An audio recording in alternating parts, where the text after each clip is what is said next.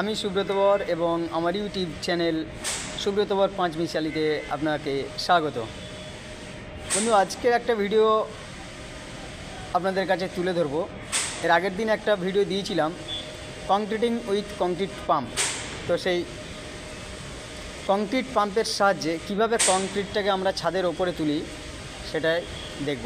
তো চলো বন্ধু, দেখে নেওয়া যাক সেই ভিডিওটা। ওকে চলো।